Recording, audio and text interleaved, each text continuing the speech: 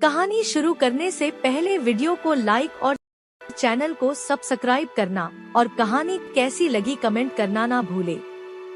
एक जंगल में करालकेसर नामक शेर रहता था।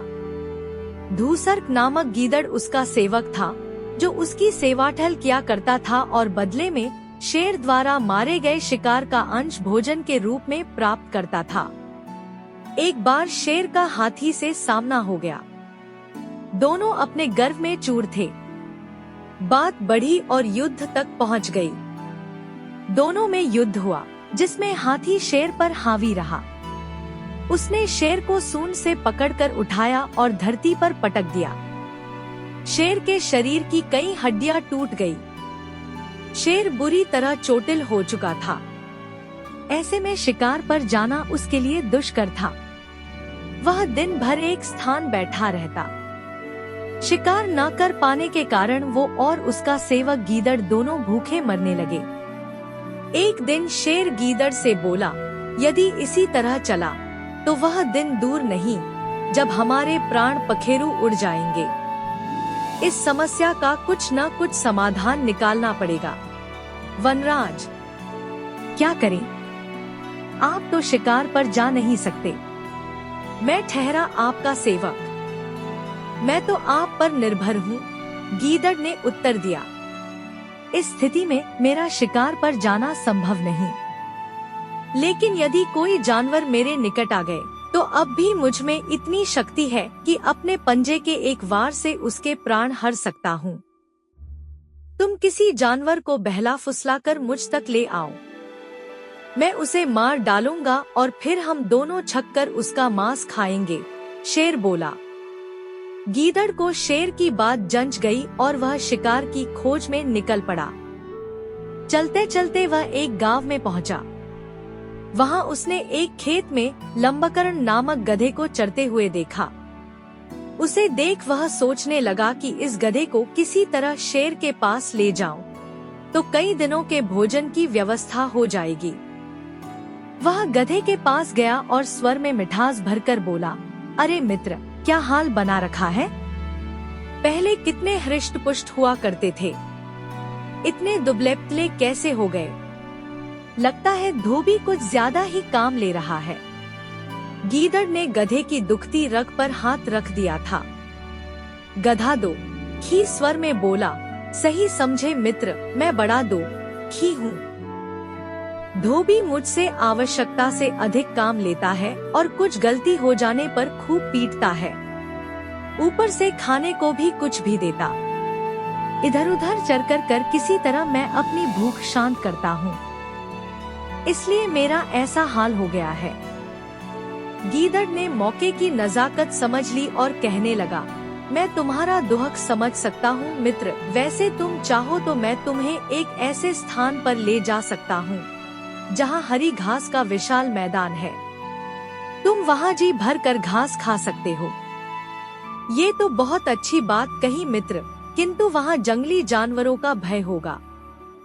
प्राणों पर संकट आ गया तो मैं यहीं ठीक हूँ।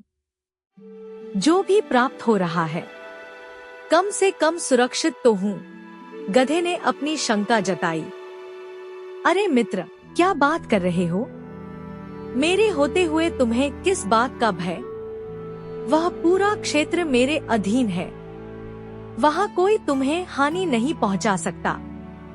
तुम निर्भय होकर वहाँ के घास के मैदानों में चर सकते हो। और एक बात तो मैं तुम्हें बताना ही भूल गया, वहाँ 3 गर्दभ कन्याएं भी रहती हैं, जो अपने लिए वर की खोज में हैं। संभवतः वहाँ तुम्हारी बात भी बन जाए, गीदड़ उसे फुसलाते हुए बोला।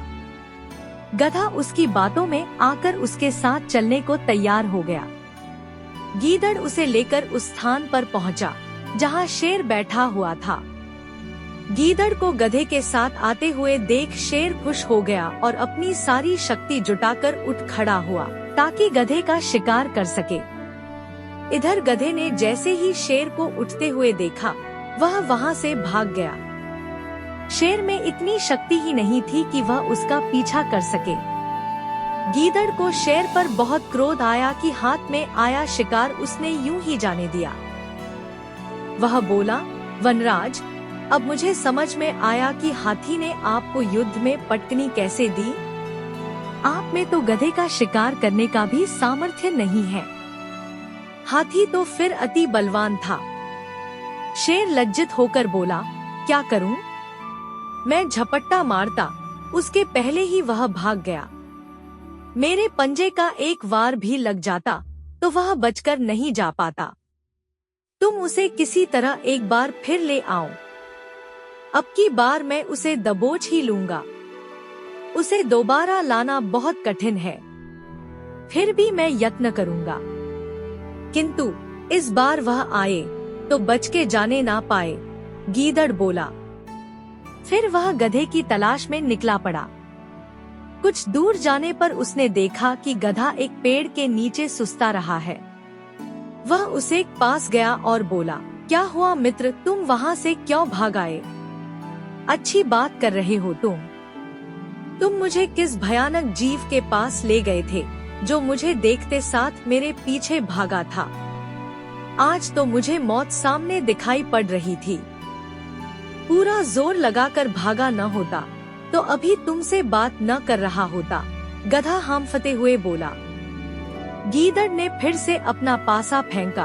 अरे तुमने ध्यान नहीं दिया, वो एक गर्दभी कन्या थी।